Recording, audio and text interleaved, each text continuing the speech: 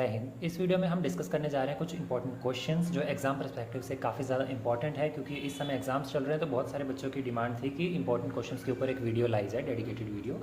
सो इस वीडियो में मैं पुराने प्रीवियस ईयर के 2 क्वेश्चन पेपर्स को भी आपको सॉल्व करके दिखाऊंगा और उसी के साथ मैं आपको ये भी बताऊंगा कि कौन कौन से क्वेश्चंस इंपॉर्टेंट है आपके लिए। तो शुरू करते हैं हमारे फर्स्ट क्वेश्चन पेपर से। पूरे क्वेश्चन पेपर की फोटो चाहिए तो आपको शॉर्ट्स पर से मिल जाएगा वो। तो शुरू करते हैं फर्स्ट क्वेश्चन से। फर्स्ट क्वेश्चन में पूछा गया है मोहम्मद गौरी के भारत अभियानों के बारे में। तो ये सारा वीडियो हम अच्छे से डिस्कस कर चुके हैं, इसके बारे में मुझे नहीं लगता कि डिटेल में बताने की ज़रूरत है।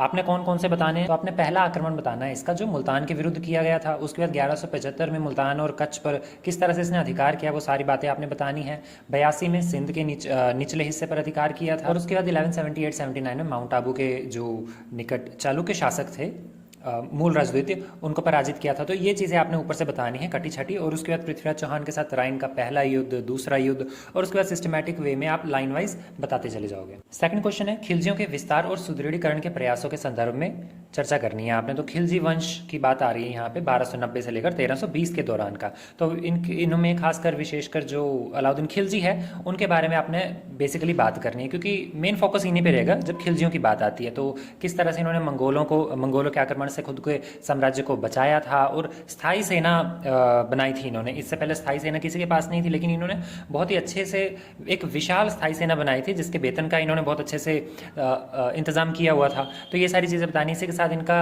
केंद्रीय प्रशासन, बाजार नियंत्रण और जो भू राजस्व से संबंधित नीतियाँ थी, काफ़ी ज़्यादा सख्त नीतियाँ इन्होंने लागू की थी, उनके बारे में आपने बताना है। तो जैसे कि सैनिक सुधार में आपको बता देता हूँ कि अलाउद्दीन खिलजी ने एकता प्रणाली के स्थान पर जो सैनिकों को नगद वेतन देना शुरू कर दिया था। इसी के साथ क्या हुआ कि जो भ्रष्टाचारी वगैरह है ना, उसको रोकने के लिए उन्होंने क्या किया, घोड़ों को दागने की प्रथा को चला दिया, दाग प्रथा जिसे कहा जाता है, ताकि सैनिक जो है वो अपने अच्छी नस्ल वाले घोड़े बेच ना दे और नकली ऐसे कोई इंडियन नस्ल जो है कमज़ोर सी उसको ना रख लें, सस्ती सी जो होती है। बाकी हुलिया प्रथा भी इन्होंने शुरू की थी अलाउद्दीन खिलजी ने।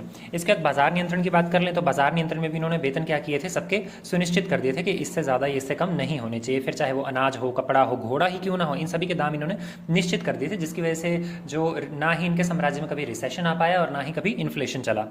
तो बाजार को सुरक्षित बना रखा इन्होंने।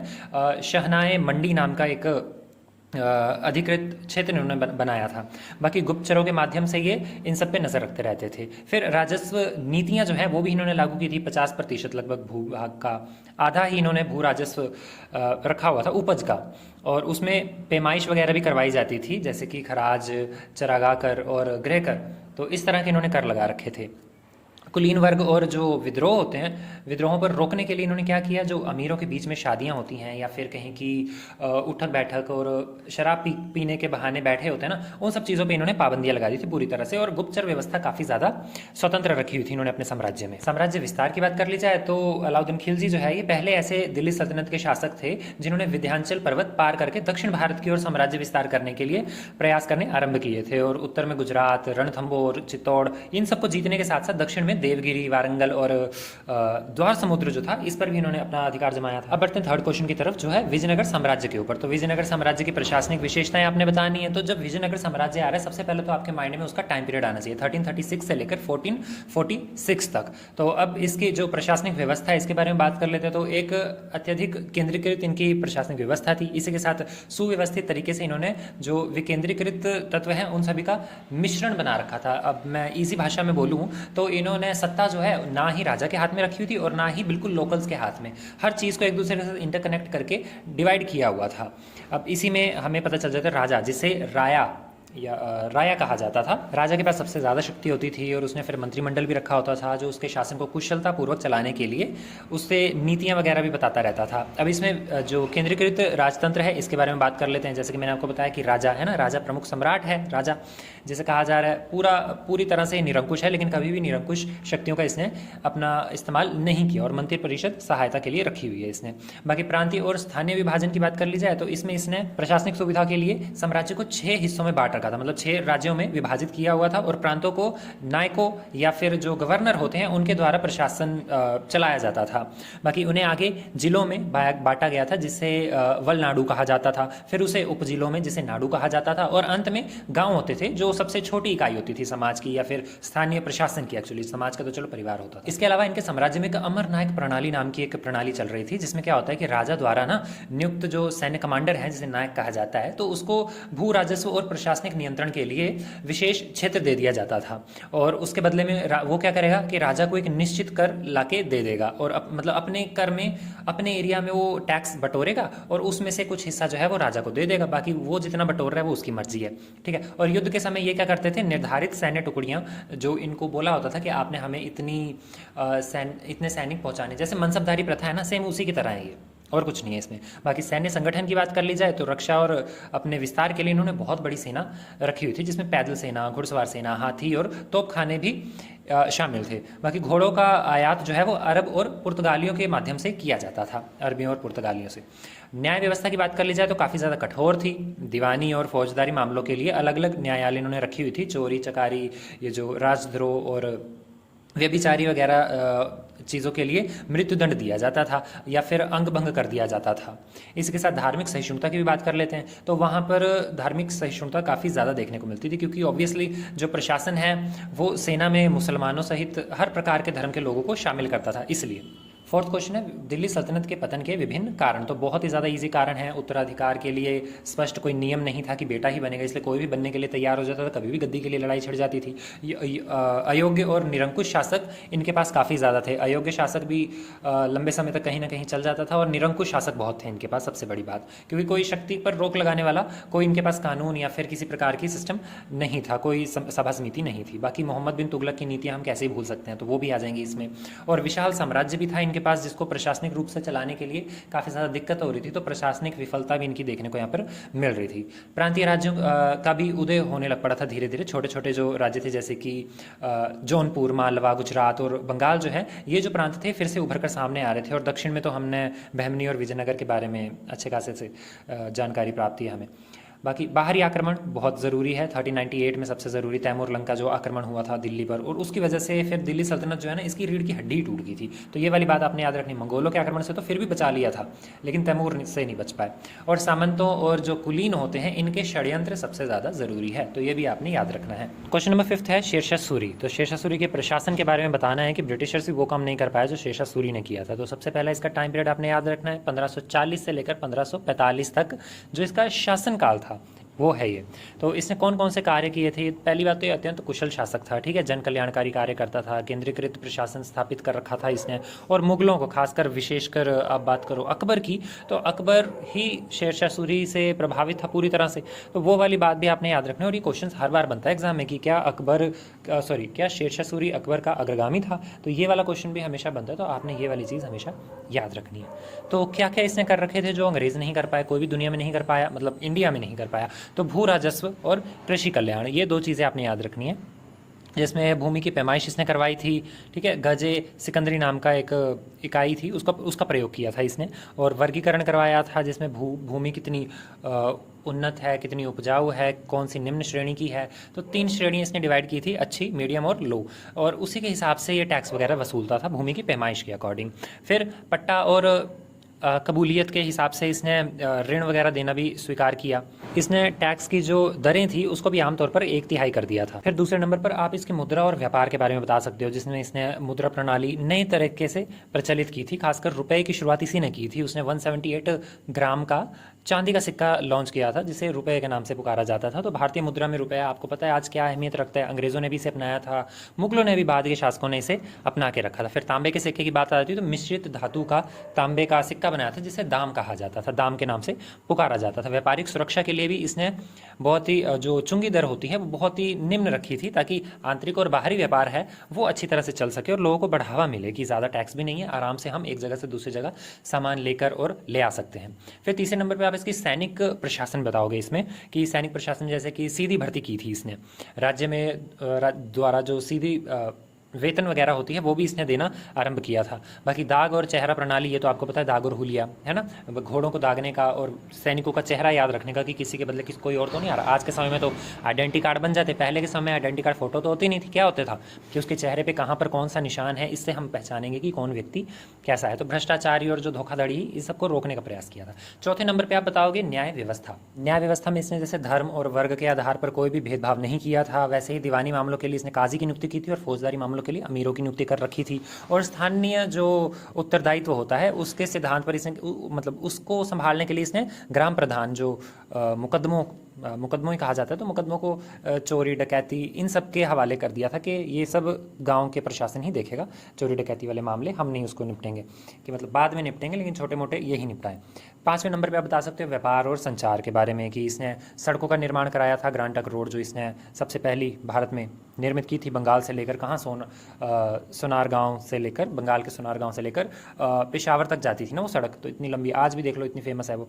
और बाकी सराएं बनवाई थी इसने, 1700 सराएं बनाई थी अपने साम्राज्य में, ताकि डाक व्यवस्था जो है वो सुव्यवस्थित तरीके से चलाई जा सके। इसको आगे अंग्रेज भी अपनाते हैं। बाकी मुद्रा प्रणाली तो मैंने आपको बता ही दिया कि टका चलाया था, रुपया चलाया था, 178 ग्राम का चलाया था, ठीक है, 178 ग्रेन भी कहा जाता है उसे, जो चांदी का जो रुपया था। बाकी आधुनिक भारत में भी यूज़ किया जाता है। तो ये सारी चीज़ें आप इसमें बता सकते हो। नेक्स्ट क्वेश्चन है मुगल साम्राज्य में अकबर का योगदान पूछा गया आपको। तो अकबर का टाइम पीरियड याद होगा 1556 से लेकर 1605 तक का। तो इसके बहुत सारे जैसे सैन्य विस्तार और सुदृढ़ीकरण में आप बता सकते हो कि 1556 में ही जैसे इसने हेमू को हरा के पानीपत की दूसरी लड़ाई, और किस प्रकार से बंगाल, गुजरात, बिहार और मालवा, तो ये वाले एरिया जो है इन पर अपनी स्थिति को मजबूत किया था। उत्तर और मध्य भारत के कई इलाकों को अपने अधीन किया था। कश्मीर खासकर 1586 और कंधार जो है वो 1595। तो ये इसी वर्ष इसने जीते थे। ये वाली बात आपने ज़रूर मेंशन करनी है, ब्लैक पेन से हाईलाइट करके जाना एग्जाम में, अगर ये एग्जाम में क्वेश्चन आता है तो। बाकी सैन्य नवाचार जो है वो भी इसने अच्छे से चलाया, जैसे बंदूकों का प्रयोग इसने आधुनिक रूप से चलाना शुरू किया था, तोपों का भी। मनसबदारी प्रणाली इसकी अच्छी खासी आपको पता है कि कैसे मनसबदारी प्रणाली क्या होती थी, सैनिक और नागरिक प्रशासन जो है उसको एकीकृत कर दिया था। तो ये वाला काफ़ी ज़्यादा इंपॉर्टेंट पॉइंट है। भ्रष्टाचारी वगैरह काफ़ी ज़्यादा कम हुई थी इसके टाइम में, तो बाद में आगे चल के चलो वो बढ़ जाएगी, वो अलग बात है। अंग्रेज़ भी इसे अपनाते हैं। प्रशासनिक केंद्रीकरण ये भी इसने किया था, क्योंकि 12 सूबे बना दिए थे इसने अपने साम्राज्य में। 12 सूबे थे, बाकी आगे चल के वो 15 हो जाते हैं, वो अलग बात है वो भी। तो सूबेदारों के अधीन रखे हुए थे जितने भी 12 सूबे थे इसके, और इनमें फौजदार और अमल गुजार जैसे अधिकारियों की भी नियुक्ति कर रखी थी राजस्व के लिए, कानून व्यवस्था और राजस्व के लिए।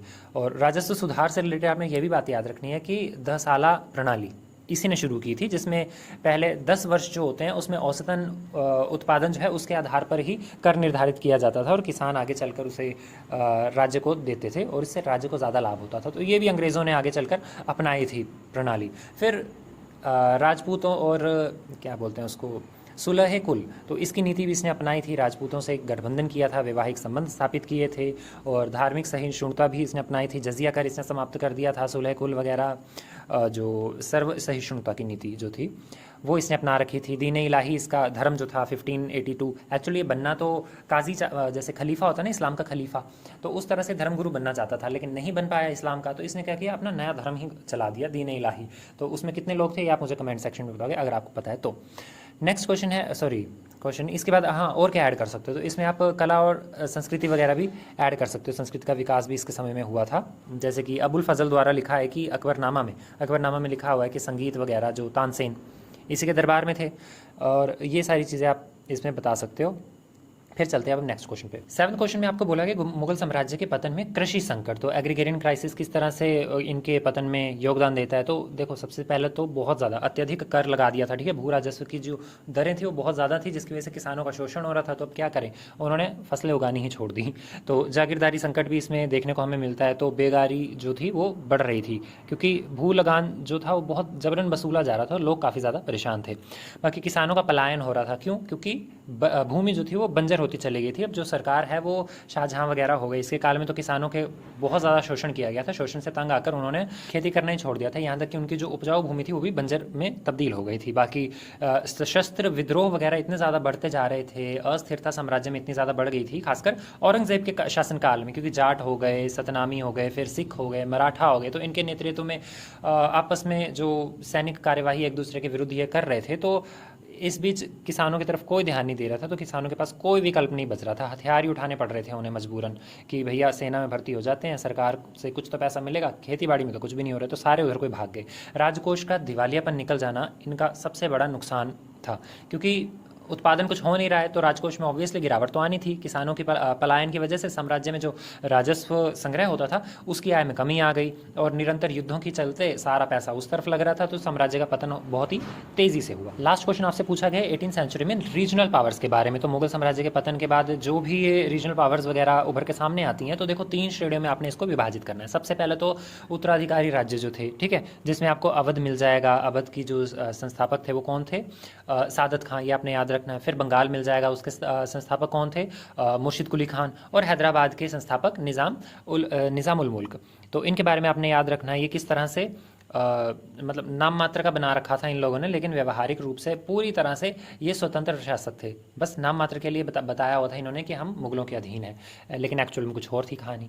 दूसरी श्रेणी में आपको इनको रखोगे विद्रोही और नवीन राज्यों को। विद्रोही और नवीन राज्य जैसे कि मराठा हो गए, सिख हो गए, जाट हो गए, ठीक है, जो इनके खिलाफ थे, मुगलों के खिलाफ रहते थे और हमेशा विद्रोह करके उन्हें परेशान करने में लगे रहते थे, स्वतंत्रता की कोशिश करते रहते, लेकिन स्वतंत्र हो नहीं पा रहे थे। लेकिन मुगलों के पतन के बाद ये भी संभव हो गया। और लास्ट श्रेणी स्वतंत्र राज्यों की, जो एब्सोल्यूट किंगडम बन चुके थे, इंडिपेंडेंट किंगडम्स बन चुके थे, जैसे कि हमें देखने को मिलता है कि मैसूर, ठीक है, हैदर अली और टीपू सुल्तान वाला, और राजपूत राज्य जितने भी थे, और त्रावणकोर तो आपको पता ही है। तो ये वाले एरियाज। अब बढ़ते हैं शॉर्ट क्वेश्चंस की तरफ। तो शॉर्ट क्वेश्चंस में आपका सबसे पहला क्वेश्चन है हातिम सेकंड। तो हातिम ताई सेकंड किस शासक को कहा गया था उसके दरबारी कवि द्वारा? ये मैं आपको आज दोपहर को ही बता के हटा था, क्योंकि देखो मुझे पता नहीं था कि मैंने ये वाली क्लास बनानी है। ये तो आप लोगों के मैसेजेस की वजह से मुझे अब जाके बनानी पड़ रही है इंपॉर्टेंट क्वेश्चंस के ऊपर। लेकिन दोपहर में मैं आपको ये क्लास में इल्तुतमिश वाली क्लास जो मैंने आपको पढ़ाई है उसमें मैं आपको बता चुका हूँ कि हातिम ताई किसको कहा गया था, किसके द्वारा कहा गया था, ठीक है। और हाँ, इल्तुतमिश को नहीं कहा गया था। भले ही मैंने इल्तुतमिश वाली क्लास में आपको बताया है, लेकिन इल्तुतमिश को नहीं कहा गया है, स्टार्टिंग में ही बताया मैंने, आप जाके देख लो। नेक्स्ट क्वेश्चन है बलबन की लौह और रक्त की नीति। तो क्या थी लौह रक्त की नीति? तो बलबन ने क्या किया था, अपने साम्राज्य में कानूनी व्यवस्था स्थापित करने के लिए, अच्छी तरह से निर्मित करने के लिए उसने क्या किया, लौह रक्त की नीति का निर्माण किया था। आंतरिक विद्रोह हो रहे थे उसके समाज में, जैसे कि मेवाती विद्रोह हो रहे थे, फिर उनको कुचलने के लिए और खासकर मंगोलों के आक्रमण से राज्य की रक्षा के लिए इसने क्या किया, बल, क्रूरता और सैन्य शक्ति का प्रयोग किया। तो यही थी इसकी लौह और रक्त की नीति। नेक्स्ट है दारुल इस्लाम। तो ये मैं आपको ना तीनों कॉन्सेप्ट बता देता हूँ। इस्लाम के नज़रिए में तीन तरह की चीज़ें होती हैं, ठीक है। तो राजनीतिक हो गई या फिर ऐतिहासिक रूप से मैं आपको बता देता हूँ, कोई अपनी तरफ से कुछ नहीं बातें जोड़ूंगा, आप गूगल कर सकते हो क्योंकि कंट्रोवर्शियल है टॉपिक थोड़ा सा। तो दारुल इस्लाम क्या होता है, मतलब इस्लाम का निवास, वो इलाका जहाँ पर इस्लाम का कानून चल रहा हो। इस्लाम के कानून को क्या कहा जाता है, शरिया। तो वो इलाका कानून चल रहा हो तो उसे दारुल इस्लाम कहा जाता है। अब इसी के साथ कुछ दारुल हर्ब भी होता है, ठीक। दारुल हर्ब कहा जाता है दूसरे कानून को, दूसरा कानून या फिर दूसरी इनकी जो आइडियोलॉजी की तरफ जाते हैं ये लोग, तो वो है दारुल हर्ब, जो होता है कि युद्ध क्षेत्र, जिसका मतलब होता है युद्ध क्षेत्र या फिर गैर इस्लामी क्षेत्र। जैसे कि इंडिया गैर इस्लामी क्षेत्र है ना, तो ये क्या है, इस्लामिक मुसलमानों के लिए अभी दारुल हर्ब है, यानी कि युद्ध का क्षेत्र है। यहाँ पे लड़ाई करो और इसको लड़ाई करके यहाँ पे जितने भी लोग हैं इस्लाम मानते हैं तो उनको मार दो, सॉरी इस्लाम मानते हैं तो अच्छी बात है, नहीं मानते तो उनको मार दो। तो उसको बदल के दारुल हर्ब को, यानी कि गैर ईसाई वाले क्षेत्र, इस्लाम वाले क्षेत्र को बदल के हमने किसमें बदलना है, उसको दारुल हर्ब को बदलना है हमने दारुल इस्लाम में, इस्लाम का कानून लाना है। और इसके अलावा एक तीसरा भी होता है जो होता है दारुल अमान, यानी कि जहाँ पर हम युद्ध भी नहीं करना चाहते हैं और जहाँ पर इस्लाम का कानून लागू भी नहीं है, तो वहाँ पे क्या करो, भाईचारा दिखाओ, ठीक है, भाईचारा दिखाओ। तो सबसे पहले हमने क्या करना है, गैर इस्लामी इलाके में जाओ, वहाँ पे भाईचारा दिखाओ। भाईचारे के बाद हमने क्या करना है, दारुल अमान दिखाना है। और दारुल अमान के बाद गैर इस्लामी इलाका है ना, वो पहले तो भाईचारे से प्रेम बढ़ाओ, फिर उसके बाद दारुल हर्ब चलाओ, और फिर दारुल हर्ब में जब युद्ध वगैरह होगा, गैर इस्लामियों को मार दिया जाएगा, कन्वर्ट कर दिया जाएगा, तो दारुल इस्लाम बन जाएगा, यानी कि इस्लाम का शासक हो जाएगा उस इलाके में। तो ये चीज़ें हैं, आपने दारुल इस्लाम ही बतानी है यहाँ पे, और कुछ नहीं बताना है। बाकी मैंने बाकी की 2 कंसेप्ट बता दिए कि एग्जाम में आ जाए तो आप बता सकते हो। नेक्स्ट है मीर बख्शी। मीर बख्शी कौन होता है, सैन्य कमांडर, जो सैन्य विभाग का मुखिया होता है वही मीर बख्शी कहलाता था मुगल साम्राज्य में। मीर बख्शी उसी को कहा जाता था। जो प्राथमिक जिम्मेदारियां होती है वो सारी की सारी, जैसे मनसबदारी प्रणाली हो गई, वो उसका प्रधान होता था ये। और सैनिकों की भर्ती करना, सैनिकों का निरीक्षण करना, सैन्य लेखा जोखा जो होता है वो सारा भी मीर बख्शी ही करता था। नेक्स्ट है तबकात अकबरी।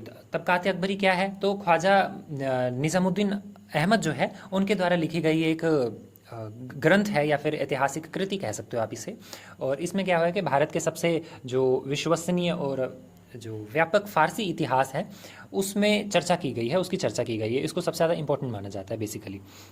और इसमें गजनबी काल से लेकर अकबर तक के काल में, जो अकबर का 39th वर्ष है, वहाँ तक की बात की गई है। ये वाली मेंशन ज़रूर करनी है अपने बात, 39th वर्ष जो है, ठीक है। नेक्स्ट है हौजे खास। तो अलाउद्दीन खिलजी द्वारा हौजे अलाई के रूप में एक निर्मित किया गया एक विशाल, क्या बोलते हैं उसको, एक सीरी था, ठीक है, सीरी किला था। और इस किले को पानी की आपूर्ति के लिए बनाया गया था। बाद में फिरोज शाह तुगलक जो है, उसने क्या किया था कि वहाँ पर एक गाद निकाला था, जिसकी वजह से लोगों का काफ़ी भला हुआ था, जीर्णोद्धार हुआ था। और बाद में फिर इसने यहाँ पे मदरसा और मकबरा भी जोड़ दिया। नेक्स्ट है सरदेशमुखी। तो सरदेशमुखी तो आपको पता होगा, मराठा साम्राज्य से रिलेटेड है ये। सरदेशमुखी एक कर होता था जो चौथ भी कहा जाता है। चौथ के अतिरिक्त 10% कर होता था ये, जिसे विशेष रूप से शिवाजी महाराज के शासनकाल में लागू किया गया था, ठीक है, वसूला जाता था। और इसका आधार जो है वो यही था कि मराठा राज्य क्षेत्र जो है उसका सर्वोच्च प्रमुख, क्या बोलते हैं उसको, सर देशमुख, तो ये वर्ड होता था, वही लेता था। अच्छा सॉरी, मैं स्पीड में इतना आगे निकल गया, मुझे पता ही नहीं चला, पीछे रेहान रह गया। तो रेहान क्या था? रहमान का पूरा नाम इमादुद्दीन रहमान था। रहमान डकैत नहीं है ये, ठीक है, धुरंधर वाला। तो इमादुद्दीन रहमान था ये ना, बलबन का प्रतिद्वंदी था, ठीक है, और कुछ समय के लिए ये नायब के पद पर भी रहा था। बस इतना ही आप इसके बारे में लिखो तो ज़्यादा बेटर है। नेक्स्ट है हौजे खास। हौजे खास क्या होता है? तो दिल्ली में स्थित एक विशाल जलाशय, जिसकी बात मैंने की थी, जिसे मूल रूप से अलाउद्दीन खिलजी ने बनाया था। आई थिंक मैंने आपको बता दिया है ना फिरोज शाह तुगलक के बारे में। तो चलते हैं आगे। W.H. मॉरलैंड। W.H. मॉरलैंड कौन थे? तो ब्रिटिश इतिहासकार थे और सिविल सेवक भी थे। इन्होंने मध्यकालीन भारत के जो आर्थिक इतिहास है उसके ऊपर विशेषकर क्या नाम है उसका, India and the death of, क्या थी book, India and the death of Akbar. तो ये वाली एक बुक लिखी थी इन्होंने, बहुत ज़्यादा इन्होंने डिटेल में इसके ऊपर वर्णन किया हुआ है। लास्ट बचा है मुंडिया। अगर आपने सतनामी विद्रोह के बारे में सुना है, सतनामी संप्रदाय के बारे में सुना है, तो आपको पता होगा कि वो लोग क्या करते थे, अपना सिर मुंडवा लेते थे। तो सिर मुंडवा लेते थे, इसलिए लोग उन्हें मुंडिया मुंडिया कह के पुकारते थे, और कुछ नहीं है। हैं हमारे इंपॉर्टेंट क्वेश्चंस की तरफ, जिसका आपको इंतजार है इस वीडियो में, क्योंकि फर्स्ट क्वेश्चन पेपर तो हमने सॉल्व कर लिया, सेकंड बाद में करेंगे। पहले इंपॉर्टेंट क्वेश्चंस देख लेते हैं, ठीक है। तो इंपॉर्टेंट क्वेश्चंस कौन से बनते हैं? फर्स्ट यूनिट से आपके सामने देखो, कैरेक्टरिस्टिक्स मिडिवल इंडिया, ये तो आपको पता ही है, इसके बारे में क्या ही करना, कैरेक्टराइजिंग, है ना। सर्वे ऑफ सोर्सेज, ये भी आप लोगों को अच्छे से आते ही होगा। तो ये एग्जाम में आते नहीं बेसिकली, सीधी सी बात है। अरब्स भी नहीं आते, गजनविड्स कभी कभार पूछ लिए जाते हैं। यहाँ पे सबसे ज़्यादा इंपॉर्टेंट हो जाता है गौरी, और अभी हमने पीछे क्वेश्चन पेपर में भी देखा था, तो गौरी के बारे में ही पूछा गया था। तो गौरी अच्छा है, मतलब इंपॉर्टेंट है, और सोर्सेज उस समय के। सेकंड क्वेश्चन में फाउंडेशन ऑफ दिल्ली सल्तनत नहीं, ममलूक रूलर्स। ममलूक रूलर्स में आपको ना देखने वाली बात यह है कि बलबन के बारे में ज़रूर पढ़ना है आपने, ठीक है। बलबन काफ़ी ज़्यादा इंपॉर्टेंट है। और कुतुबुद्दीन ऐबक के बाद इल्तुतमिश, किस तरह से उसकी कठिनाइयाँ थी, किस तरह से उसने समस्याओं को हल किया था, वो ज़्यादा इंपॉर्टेंट हो जाता है ममलूक से लेकर, ठीक है। दिल्ली सल्तनत में ममलूक से लेकर फाउंडेशन के बाद खिलजीज, ये भी इंपॉर्टेंट हो जाते हैं, क्योंकि खिलजी रिवोल्ट जो था, ये तो चलो खिलजी रिवोल्ट तो मैं नहीं कहूँगा, लेकिन खिलजीज, ठीक है, अलाउद्दीन खिलजी एंड ऑल, तो इनके बारे में पढ़ना ज़रूरी है। देखो यहाँ पे लिखा हुआ है ना, innovative measures of Khiljis and Tughlaqs. तो तुगलक्स में आपने मोहम्मद बिन तुगलक के ऊपर फोकस करना है, और अगर खिलजी आ जाए तो खिलजी में आपने सिर्फ अलाउद्दीन खिलजी के ऊपर ही फोकस करना है। उसकी दक्षिण नीति क्या थी, और दक्षिण नीति आगे चल के औरंगजेब की तो ज़्यादा इंपॉर्टेंट हो जाती है। हाँ, तो देखो यहाँ पर है ना, डेक्कन पॉलिसी ऑफ अलाउद्दीन खिलजी, तो ये वाली ज़्यादा इंपॉर्टेंट है एज़ कम्पेयर टू मोहम्मद बिन तुगलक की। मैं ये नहीं कह रहा हूँ कि वो नहीं आएगा एग्जाम में, लेकिन इंपॉर्टेंट क्या है, तो अलाउद्दीन खिलजी का जो डेक्कन पॉलिसी है ये इंपॉर्टेंट हो जाती है। या और यहाँ पे मोहम्मद बिन तुगलक की जो आलतू फालतू उलझुल सी जो उसकी हरकतें थी, वो सब आपने पढ़ा ही होगा, तो वो इंपॉर्टेंट थी। और यहाँ से गौरी, तो गौरी और अलाउद्दीन पढ़ लोगे तो अपने आप ही इन दोनों में से कोई ना कोई तो आप सेफ हो जाओगे, और पढ़ने की ज़रूरत नहीं होगी। बाकी पता नहीं, बाकी कुछ भी आ सकता है, एग्जामिनर का माइंड कैसा भी हो सकता है, वो मैं आपको नहीं जज कर सकता कि किस तरह का एग्जामिनर का सेट बनने माइंड है। दूसरी यूनिट की तरफ चलते हैं। तो दूसरी यूनिट में आपके सामने है रीजनल पावर्स। रीजनल पावर्स हमेशा परेशान करती हैं, ठीक है। रीजनल पावर्स में कोई भी छोटी मोटी आ जाएगी, जैसे कि विजयनगर वगैरह आ जाते हैं। अब यहाँ पे तो चलो नहीं दे रखा है, तो यहाँ पे आपका क्वेश्चन विजयनगर और बहमनी, इन दोनों के बारे में पढ़ना ज़रूरी है, ठीक है। दोनों के प्रशासनिक जो संरचनाएं हैं वो किस प्रकार की थी, ये पढ़ना आपके लिए इंपॉर्टेंट है। बहमनी और फिर अफाक्सी एक ग्रुप था, उनके बारे में भी, उनके बीच में जो लड़ाई हुई थी उसका कारण क्या है, वो वाले भी आप लोग अलग से देख लेना। लेकिन विजयनगर और बहमनी दोनों इंपॉर्टेंट हो जाते हैं यहाँ से। तिमोर इन्वेजन की वजह से दिल्ली सल्तनत का पतन हुआ? जी हाँ, बिल्कुल हुआ। तो ये वाला क्वेश्चन भी आपके लिए इंपॉर्टेंट है। दिल्ली सल्तनत के पतन के कारण, बेसिकली दिल्ली सल्तनत के पतन के कारण पढ़ोगे, उसमें तैमूर इन्वेजन जो है वो आसानी से कवर हो जाएगा और ज़्यादा एक्स्ट्रा पढ़ने की ज़रूरत नहीं पड़ेगी आपको।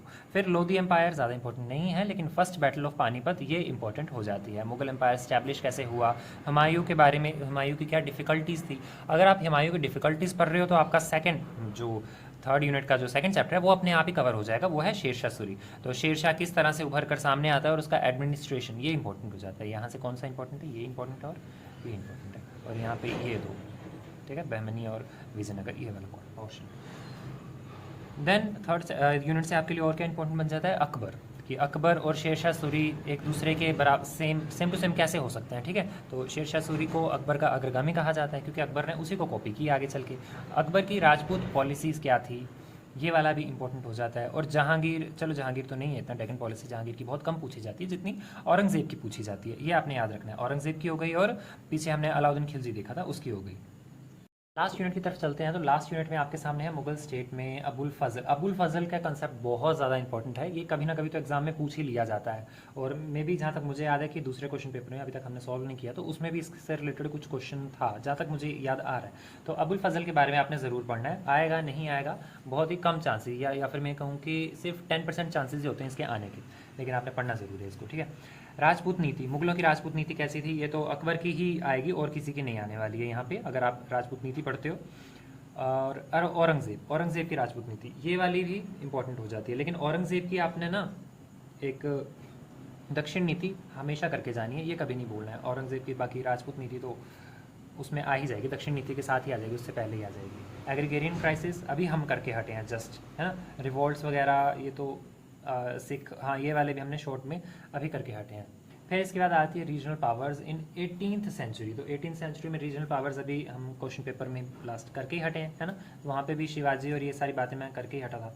इनका एडमिनिस्ट्रेशन काफ़ी ज़्यादा इंपॉर्टेंट हो जाती है। शिवाजी का एडमिनिस्ट्रेशन ही इंपॉर्टेंट है और कुछ नहीं है। मराठाओं की वॉर्स वगैरह इतनी ज़्यादा परेशान नहीं करेगी आपको जितना उनका एडमिनिस्ट्रेशन करेगा। यहाँ से आपने किस पे ध्यान रखना, औरंगज़ेब की राजपूत नीति के ऊपर। राजपूत नीति होगी, डेक्कन पॉलिसीज तो मैंने आपको पहले बता ही दिया करनी है। अबुल फजल इंपॉर्टेंट लग रहा है, अगर रिसेंटली आ रखा है तो आगे नहीं आने वाला, ये भी मैं गारंटी दे रहा हूँ आपको।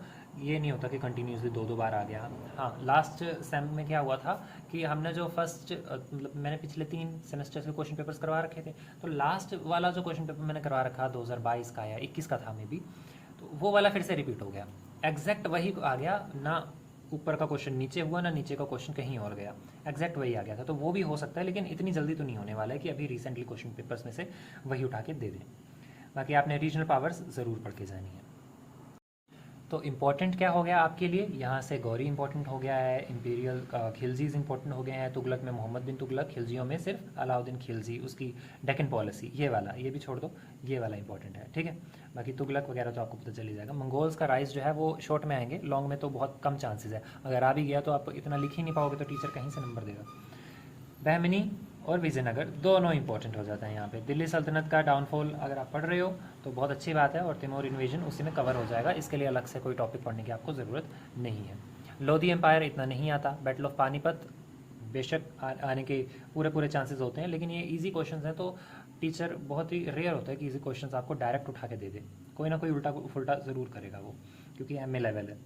बाकी हुमायूं की डिफ़िकल्टीज़ और शेरशाह सूरी और उसके बाद अकबर, ये तीनों एक दूसरे से जुड़े हैं। आप एक चीज़ पढ़ोगे तो अपने आप ही तीनों कवर हो रही हैं। यहाँ से आप शेरशाह के ऊपर फोकस करके रखना, ठीक है। शेरशाह हो जाता है यहाँ से, बैटल ऑफ पानीपत हो जाती है, ऊपर से डेक्कन पॉलिसीज हो जाती है अलाउद्दीन की और तुगलक, मोहम्मद बिन तुगलक की, और गौरी ऊपर कवर हो जाते हैं। दैन बहमनी और ये तो हम कर ही चुके हैं, इनमें से आपने जो करना कर लेना। Rajput policies of Akbar, Jahangir, Deccan policies of Mongols, ये भी सेम टू सेम ही चलेंगी हर किसी की, ठीक है। लास्ट ब्लॉक में अगर चलते हैं हम, तो लास्ट ब्लॉक में आपके सामने राजपूत पॉलिसीज ऑफ औरंगजेब, ये आपने कर लेना है। डेक्कन पॉलिसी ऑफ औरंगजेब, ये भी आपने कर लेना है। डिक्लाइन ऑफ मुगल एम्पायर भी कर लेना है। बस इतने में आपका काम हो जाएगा। और अगर कोई क्वेश्चन घूम भी जाता है कि मुगल राजपूत रिलेशंस बताओ, तो आप चाहे औरंगजेब के साथ औरंगजेब का भी बता सकते हो, कोई ज़्यादा दिक्कत होने नहीं वाली है, क्योंकि औरंगजेब और उसके पहले के जो शासक थे अकबर को छोड़ के, वो सारे ही क्रूर हो रखे थे राजपूतों के साथ। तो अब बढ़ते हैं सेकंड क्वेश्चन पेपर की तरफ, जिसमें पहला क्वेश्चन ही आपको बलबन से रिलेटेड आ गया है ना, ममलूक सुल्तानों में बलबन को महान क्यों कहा गया है? तो गयासुद्दीन बलबन इसका पूरा नाम था। 1266 से लेकर 1287 तक इसने शासन किया था, और ये महान इसलिए माना जाता था क्योंकि ये ना काफ़ी ज़्यादा प्रभावशाली शासक बन के उभरा था। इसकी लो रक्त की नीति, जो कठोर नीति थी, है ना, तो वो इसकी इंपॉर्टेंट हो जाती, उसी की वजह से ये महान बना था। उसमें इसका राजत्व का सिद्धांत आ जाएगा, जो दीन इलाही वगैरह, तो वो सारी बातें इसमें इसकी आ जाएगी। सिजदा प्रणाली जो है वो इसी ने, झुककर सलाम करने वाली फ़ारसी परंपरा थी ये, तो इसी ने लागू की थी दरबार में। और पाबोस, जो सुल्तान के पैरों को चूमने की शुरुआत भी इसी ने की थी। तो और भी कई सारी चीज़ें इसने आरंभ की थी। फिर 40 दल जो तुर्क चहलगानी था, उसका विनाश करने वाला भी यही था। ठीक है, इल्तुतमिश ने, आज हमने पढ़ा ना कि इल्तुतमिश ने बनाया था, आगे अब कल हम पढ़ेंगे कि रज़िया ने रज़िया के लिए वो कैसे खतरा बन के उभरते हैं, और उनको ख़त्म करने वाला कौन था? तो ये बलबन था, जिसने इन 40 चहलगानी जो थे, 40 सरदार इल्तुतमिश द्वारा बनाए गए, इनको ख़त्म करने का काम बलबन करता है। तो वो भी इसमें आते हुए निरंकुश शक्तियाँ रख रखी थी इनके पास। फिर कुशल सैन्य संगठन वगैरह भी आप इसमें बता सकते हो। दीन अर्ज जो है उसकी स्थापना इसने की थी, जो एक न्याय सैन्य विभाग था बेसिकली, और इससे रिलेटेड कुछ नहीं था। फिर आंतरिक शांति और सुरक्षा के लिए इसने क्या किया था? लो और रक्त की नीति अपनाई थी। ये आपने बताया ना, डाकू लुटेरे इन सबको, मेवातियों को खासकर, इनको ख़त्म करने के लिए इसने लो और रक्त की नीति अपनाई थी। और जंगलों को साफ करवाया था ताकि डाकुओं को छुपने के लिए जगह ही ना बचे। फिर चौकियाँ स्थापित कर दी थी जगह जगह पर। तो ये सारी बातें आ जाएंगी। यात्रियों को सुख सुविधा देने के लिए चौकियाँ बनवाई थी इसने। फिर गुप्तचर व्यवस्था भी इसने लागू की थी। हाँ, बरीद नाम का एक गुप्तचर विभाग इसने गठित किया था, गुप्तचर विभाग। तो वो करता क्या था कि राजा को ना हर रात को पूरे साम्राज्य की जानकारी एक ही बार में मिल जाती थी। सेकंड क्वेश्चन है आपके सामने, मोहम्मद बिन तुगलक। लो जी, उसका चरित्र आ गया। तो मोहम्मद बिन तुगलक, मैंने आपको बोला ना कि उसकी ऊल जुलूल सी जो हरकतें थी वो आपने याद रखनी, और कुछ करने लायक नहीं है उसके बारे में। ठीक है, तो विद्वान और मूर्ख दोनों का मिश्रण ही था ये। ठीक है, एक तरफ गणित, दर्शन और खगोल विज्ञान, फिर तर्कशास्त्र, चिकित्सा, ये सब मोहम्मद बिन तुगलक इन सब में ना एक विकिपीडिया की तरह था आज के ज़माने की। लेकिन हुआ क्या, इसकी जो हरकतें थी वो कभी कभी ना, ये विद्वान पढ़ा लिखा मूर्ख, यहीं से शुरू हुआ था ये शब्द। ठीक है, बाकी दयालु तो बहुत ज़्यादा था, लेकिन कहीं कहीं पे क्रूर भी हो जाता था ये, तो ये बात भी है। फिर दूरदर्शी भी था, और कहीं कहीं पर ये सोचता ही नहीं था कि मैं क्या कर रहा हूँ क्या नहीं। ठीक है, देवगिरी, दिल्ली से दौलताबाद, जो इसको आज देवगिरी कहा जाता है, वहाँ पे इसने राजधानी कर दी। वो तो चलो ठीक है, कर दी तो कर दी, जनता को उठा के ले गया, कुत्ता तक नहीं छोड़ा पीछे, उसको भी उठा के ले गया कि चलो मेरे साथ देवगिरी, दिल्ली छोड़ के देवगिरी, दौलताबाद जो है। फिर वापस आया, फिर कुछ सालों में जब पानी की समस्या ने परेशान किया, फिर वापस दिल्ली की तरफ पलायन करना पड़ा। तो बेवकूफ़ी वाली हरकतें हैं। ठीक है, सांकेतिक मुद्रा चला दी, बताओ, पीतल की मुद्रा चला दी। पीतल तो हिंदुओं के घर में हर जगह जगह मिलता है, लोगों के ऊपर इतना ज़्यादा कर्ज हो रखा था, लेकिन जब इसने सांकेतिक मुद्रा चलाई, जो पीतल की मुद्रा थी, तो हर घर में लोहार बना हुआ था कोई ना कोई, हर घर में बहुत सारे सिक्के बन बन के लोगों ने अपना कर्जा ही उतार दिया। तांबे और पीतल के जो सिक्के चलाए थे इसने, जो सांकेतिक सिक्के थे। फिर दुआब में इसने कर वृद्धि कर दी, वो भी उस समय जब वहाँ पर क्या लगा पड़ा था, अकाल वगैरह हुआ पड़ा था, वहाँ पे बारिश नहीं हुई थी, फसलें उजड़ चुकी थी, और वहाँ पे कर वृद्धि कर दी, और कर के लिए जबरन फिर उनसे कर भी वसूला गया। लेकिन बाद में चलो उनको सहायता भी प्रदान की गई थी, लेकिन तब तक तो काफ़ी देर हो चुकी थी। नेक्स्ट क्वेश्चन में आपको बोला गया है कि दक्षिणी बहमनी साम्राज्य में अफाक्सी और दक्षिण के बीच टकराव के मुख्य कारण, और उन चलो कारण वगैरह बताने हैं। तो बहमनी साम्राज्य में अफाक्सी कौन थे? एकदम विदेशी प्रवासी थे जो बाहर से आके बसे हुए थे, और दक्कनी कौन है? जो स्थानीय लोग हैं। ठीक है, तो इनके बीच में टकराव का मुख्य कारण क्या था? सत्ता, संस्कृति, धार्मिक दृष्टिकोण। तो ये तीन चीज़ें थी इनके बीच में मतभेद का सबसे बड़ा कारण था। ठीक है, नस्लीय भेदभाव, जो इन भिन्नता इनकी जो थी, संस्कृति, तो ये भी एक कारण बन जाती है। फिर धार्मिक मतभेद तो आपको पता ही है, शिया बनाम सुन्नी जो चल रहा था सिस्टम, वो चलता है। राजकीय संरक्षण और पद, इसके पीछे तो हर कोई, इन दोनों के बीच में लड़ाई लगी हुई थी। और एक चीज़ मेरे को याद आ रही थी, अधिकार। हाँ, अधिकारों से संबंधित भी इनमें ना प्रतिस्पर्धा लगी हुई थी, क्योंकि जो दक्कनी लोग थे वो कुलीन लोग थे, लंबे समय तक वहाँ पे बसे हुए थे, तो उनके पास पद भी अच्छे खासे थे, वंशानुगत अधिकार उनके पास ज़्यादा थे। जबकि दूसरी तरफ जो प्रवासी हैं, जिनको अफाकियों कहा गया है, तो उनके पास बिल्कुल भी अधिकार वगैरह नहीं थे, तो वो सहन ही नहीं कर पाए ये जो भेदभाव हो रहा था। राजनीतिक षड्यंत्र वगैरह भी रचे जा रहे थे इस समय। तो हबशी एक वर्ड आता है, अक्सर जो हबशी लोग होते हैं उनका समर्थन प्राप्त होता रहता था दक्कनी कुलीन लोगों को। तो आप अच्छे से पढ़ लेना इस वाले टॉपिक को, कुछ ज़्यादा डिटेल में है नहीं है। ठीक है, महमूद गवाह जो है उसके बारे में भी यहाँ पे आ जाता है, उसका षड्यंत्र वगैरह। ये इंटरेस्टिंग नहीं है वैसे, टॉपिक पढ़ने लायक नहीं है। तो नेक्स्ट क्वेश्चन की तरफ चलते हैं। आक्रमण के समय, तैमूर के आक्रमण के समय भारत में परिस्थिति कैसी थी? तो ये बताना आपने। तैमूर का आक्रमण देखो 1398 में मध्य एशिया में जो अमीर तैमूर जो है उसका भारत के ऊपर पहला आक्रमण होता है, प्रमुख आक्रमण धन संपत्ति को लूटने के लिए होता है दिल्ली सल्तनत के समय, और उनको काफ़ी ज़्यादा कमज़ोर कर देता है। ठीक है, बाकी दिल्ली सल्तनत के पतन का एक कारण बन जाता है, मुख्य कारण यही बन जाता है। तो दिल्ली सल्तनत के पतन का मुख्य कारण ही बताना है आपने यहाँ पे, जो मैंने आपको पीछे सिलेबस डिस्कस करते हुए बताया था। तो मुख्य कारणों में अपार धन संपत्ति का लालच जो था तैमूर के पास, है ना, तो उज़्बेकिस्तानी था ये, वहीं से तो आया था समरकंद से, तो उसने आया और बहुत सारे धन के लालच में भारत को लूट लिया। फिर एक और कारण आप बता सकते हो कि सल्तनत की राजनीतिक दुर्बलता भी। ठीक है, सल्तनत राजनीतिक रूप से कमज़ोर हो रखा था, तुगलक वंश के आंतरिक कलह की वजह से पूरी तरह से कमज़ोर हो रखी थी उसकी जड़ें जो है दिल्ली सल्तनत की। तो ऐसे में उसके जासूसों ने खबर पहुंचा दी थी कि भैया आ जा तू, तो वो आ गया। और धार्मिक और सामाजिक महत्वाकांक्षा तो उसके अंदर थी ही। धर्म अपना, चंगेज़ खान का वंशज जो था, ये मुस्लिम नहीं था, लेकिन चंगेज़ खान, भले ही पीछे खान लग रहा है लेकिन खान मीन्स मुस्लिम नहीं होता है। चंगेज़ खान ने इतना खतरनाक आतंक मचा रखा था पूरे मिडिल ईस्ट वाले एरिया में, एशिया के एरिया में, कि जितने भी मुस्लिम्स थे ना, उन्होंने अपने नाम के पीछे खान लगाना शुरू कर दिया कि भैया हम तो चंगेज़ खान के साथी हैं। तो इसीलिए मुस्लिम्स लोग जो हैं वो खान लगाते हैं, और कोई खान लगाने का मतलब नहीं है, वो डरपोक थे तो उन्होंने क्या किया, खान लगा लिया। जैसे कि आप पाकिस्तानी लोगों को देखोगे ना, अफ़गानी और पाकिस्तानी सलवारें पहनते हैं, वो कुर्ता और सलवार पहनी होती है। सलवार क्यों पहनी हुई है? अरे भैया पंजाब के शासक रहे हैं, तो उन्होंने वो महिलाओं के ऊपर आक्रमण नहीं करते थे, महिलाओं को बचा लेते थे, बख्श देते, चाहे दुश्मन की ही क्यों ना हो। तो ये दुश्मन क्या करता था, जब पता लगता था ना कि भाई सरदार आ रहे हैं, पंजाबी आ रहे हैं हमें मारने, तो ये क्या करते थे, अपनी बीवियों की सलवारें पहन लेते थे और घूंघट ओढ़ लेते थे। तो वो सलवारें पहनते थे बचने के लिए कि हम औरतें हैं, औरतों का भेष बदल लेते थे। लेकिन अब देखो उनका कल्चर ही बन चुका है। तो वही चीज़ खानों में भी कल्चर बन चुका है कि खान मुस्लिम्स लगाएंगे, लेकिन एक्चुअल में खान जो थे वो मुस्लिम्स के लिए नहीं लगाया जाता था, वो तो बस डरपोक थे, इसलिए उन्होंने खान लगाना शुरू किया और आगे वही परंपरा चलती गई। चलो coming back to the topic, तो किस तरह से ये विनाशकारी साबित होता है इसका आक्रमण जो है भारत के ऊपर, है ना। तो सबसे पहले तो देखो ये बहुत बड़ा नरसंहार करता है, यहाँ पे बर्बादी ले आता है। तैमूर तो एक आंधी था जो दिल्ली को बर्बाद करने आया था। बाकी आर्थिक ढांचे को ध्वस्त कर देता है, सब कुछ लूट के ले गया, धन सोना चांदी रत्न हीरे जवाहरात सब कुछ उठा के ले गया, इमारतें भी तोड़ दी, मंदिरों को तो नष्ट कर दिया, मंदिर तो देख के कोई भी राजी नहीं था। ठीक है, तो भारी अकाल पड़ गया था भारत में इस दौरान। बाकी तुगलक वंश का अंत भी और विघटन भी इसी समय हुआ था, इसकी इन हरकतों की वजह से। ठीक है, मोहम्मद बिन तुगलक दिल्ली छोड़कर जो दौलताबाद वगैरह गया था, डर के मंगोलों के भय से गया था। बाकी नया वंश उभर के सामने आता है फिर जो सैयद वंश था। ठीक है, चौथा जो दिल्ली का वंश, शासक वंश था, तो वो खिज्र खान जो है वो पंजाब और मुल्तान का शासक नियुक्त किया गया था। बाद में वही खिज्र खान के बाद तुगलकों का पतन हो जाता है और सैयद वंश 1414 में स्थापित हो जाता है। तो ये सारी बातें आपने यहाँ पे बतानी। नेक्स्ट क्वेश्चन है पानीपत से रिलेटेड। तो पानीपत के युद्ध से रिलेटेड जितनी भी बातें हैं वो सारी आपने लिख देनी है। बाबर की सफलताओं के क्या कारण थे, ये तो ईजी है, कर लोगे, इसमें मेरे को बताने की तो कोई ज़रूरत है नहीं। ठीक है, उसके पास तो खाना था सबसे बड़ी बात।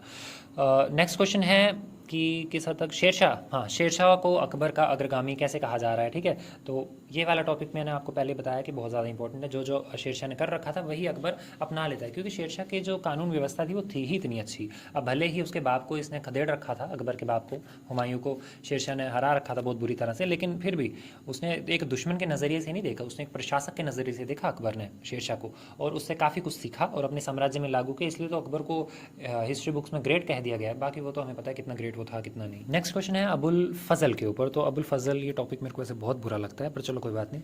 अबुल फजल देखो, ये अकबर के समय का दरबारी था और इसने 2 किताबें लिखी थी, आईने अकबरी और अकबरनामा। इसने फर्रे इजदी, जिसको ईश्वरी प्रकाश का सिद्धांत भी कहा जाता है, वो दिया था इसने। मतलब अबुल फजल का मानना था कि राजशाही कोई साधारण मानव को नहीं मिलती है, बल्कि ये सीधा ईश्वर जो अल्लाह है उसके द्वारा ही प्रदान की जाती है। एक डिवाइन लाइट जो होती है वो आती है और वो आपको राजा बना जाती है, मतलब शासक बना जाती है। उन्होंने इसे ना फर्रे इजदी कहा था। एक तो ये वर्ड बहुत मुश्किल सा लगता है मुझे, तो फर्रे इजदी कहा था, जो राजा के हृदय और जो उसके सांसारिक लोभ है, स्पेशली उसका जो द्वेष वगैरह जो होते हैं ना, उसको मुक्त करने के लिए ये लाइट आती है और उसको राजा बना जाती है, एक पवित्र राजा बना जाती है। तो इस प्रकार के दैवीय प्रकाश के कारण ही राजा न केवल सांसारिक मामलों का बल्कि अपनी जो प्रजा होती है उसका भी आध्यात्मिक मार्गदर्शन भी करता है, ऐसा इनका मानना था। बाकी धर्म और राजा की स्वतंत्रता, इन दोनों के बीच में आप पढ़ ही लेना, इससे बेटर है कि राजनीति जो होती है वो दुनिया है, लेकिन धर्म क्या है, वो दीन है। तो हमें दीन के साथ जुड़ा रहना है, उलेमाओं के साथ जुड़े रहना है, ना कि राजनीति के ऊपर फोकस करना है कि राजनीति है ना, कि हम अपना धर्म छोड़ दें लेकिन राजनीति अच्छे से चला, ऐसा नहीं। धर्म को अपनाओ, बाकी राजनीति की भाड़ में, ऐसा इनका मानना था। बाकी सुलह कुल की नीति जो थी वो भी इन्होंने दे रखी थी, सांस्कृतिक देश ये सुलह कुलमानी की अपनी जो धार्मिक लोग हमारे धर्म के जो लोग हैं उन्हीं के साथ उन्हीं का सब कुछ देखो, बाकियों को गोली मारो। ठीक है, बाकी ये तो कहने की बात थी कि सर्वाधिक शांति और सहिष्णुता का सिद्धांत था। ये पता चल गया था कितना सहिष्णुता का ये सिद्धांत था। राजा का पितृत्व जो दायित्व था वो भी इसी ने सिद्धांत दे रखा था कि बेटा, राजा का बेटा राजा बनेगा, ये वाला पिता पुत्र का जो जस्टिस वगैरह होता है वो सब। पातशाहत एक वर्ड आता है, पातशाहत, तो वो भी इनके द्वारा ही प्रतिपादित किया गया था, मतलब सार्वभौमिक संप्रभुता। ठीक है, कि राजा ही सबसे ऊपर है, उसके ऊपर और कुछ नहीं है, बस शाह, इसलिए शाह शब्द लगाया जाता है। शाह का मतलब क्या होता है? स्वामी। तो यही आपका स्वामी है, आपके स्वामी से ऊपर कोई नहीं है। राजा की बात कर रहा हूँ मैं, जो प्रजा के लिए, ऐसा नहीं है राजा के लिए तो अल्लाह है ऊपर। तो ये सारी बातें इनके लिए चल रही थी। तो ये सारी चीज़ें आपने यहाँ पे बतानी है, बहुत बेकार सा टॉपिक। लास्ट क्वेश्चन है आपका, औरंगजेब की राजपूत नीति। तो साम्राज्य विस्तार किया था इसने, मेवाड़ और जो मारवाड़ है उसको समाप्त करके अपने साम्राज्य में मिला लिया। फिर इसने उत्तराधिकार का जो एक अधिकार होता है उसमें भी हस्तक्षेप करना आरंभ कर दिया था, क्योंकि दारा की जगह फिर ये शासक बन गया था। तो उदाहरण के लिए जैसे आपको मैं अब 1678 में क्या हुआ था कि राजा जसवंत सिंह है ना, उसकी मृत्यु के बाद जो मारवाड़, जिसे हम जोधपुर कहते हैं, तो वहाँ का उसको सीधे शाही नियंत्रण में ले लिया था। मतलब वहाँ का जो शासक, उसका आगे उसने उत्तराधिकारी नियुक्त किया था, उसे नियुक्ति नहीं होने दिया, बोला कि तू हट, अब तू मेरे अधीन है। तो ऐसे कर दिया था इसने। बाकी धार्मिक असहिष्णुता की नीति तो इसने बहुत ज़्यादा अपनाई थी, गैर मुसलमानों को मारता था, हिंदुओं के धार्मिक मंदिर और कहते हैं एक अब मुझे एग्जैक्ट नहीं पता कितने किलो होता था, कि कितने किलो जनेऊ ये रोज़ शाम को जलाता था, कि इतने पंडितों को आज मैंने मारा है। तो कितने किलो, आप खुद सोच लो, 1 किलो जनेऊ, जनेऊ का कितना हल्का होता है वज़न, तो 1 किलो जनेऊ में कितने लोग मारे जा सकते हैं, तो आप अंदाज़ा लगा सकते हो, गूगल कर लेना इसके बारे में। बाकी 1679 में इसने क्या किया था, गैर मुसलमानों को पुनः जजिया कर लागू कर दिया था इनके ऊपर, जो अकबर ने हटा रखा था। मंदिरों को तोड़ना इसने और ज़्यादा आरंभ कर दिया था, और राजपूतों की धार्मिक भावनाओं को ठेस पहुंचाना चाहता था बेसिकली ये। ठीक है, बाकी दमनकारी रुख इसने हमेशा से अपना के रखा। दुर्गादास के विरोध को दबाने के लिए इसने क्या किया था कि सैन्य शक्ति और ज़्यादा कठोर कर दी थी। अजीत सिंह और जो राठौर सरदार थे ये दुर्गादास मारवाड़ के।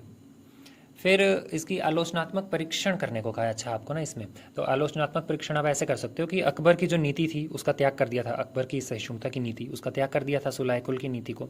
राजपूतों का विद्रोह जो था उसको भी, वो भी बढ़ गया था। पहले तो राठौर और सिसोदिया जो है वो अकबर के समय में ठीक ठाक थे, लेकिन इसके समय में काफ़ी ज़्यादा बढ़ गया था। और इन मेवाड़ के तो साथ 30 वर्षों तक, मतलब 1679 से लेकर 1707 तक मुगल साम्राज्य के लिए एक भारी आर्थिक और सैनिक बर्बादी लेके आए थे ये सिसोदिया खासकर।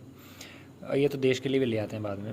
तो साम्राज्य के पतन के कारण भी यही बनता है, औरंगज़ेब की जो ये नीति होती है जिसमें ये लोग जबरन धर्म परिवर्तन करवाते हैं, और बीजापुर और गोलकुंडा जो इसमें ज़्यादा एपी सेंटर रहते हैं इन चीज़ों। अब बढ़ते हैं शॉर्ट क्वेश्चंस की तरफ, जिसमें पहला क्वेश्चन है, अल बिरूनी कौन था? तो एक फ़ारसी विद्वान था, 11वीं शताब्दी में मोहम्मद गजनी के साथ भारत आया था, महमूद गजनी एक्चुअली, तो उसके साथ भारत आया था, और किताबुल हिंद की रचना इसने की थी, जिसमें इसने उस समय के भारत के दर्शन, धर्म और सामाजिक संरचना के बारे में बताया है। ठीक है, बाकी बलबन की लौह रक्त की नीति अभी हम डिस्कस कर चुके हैं इसके बारे में।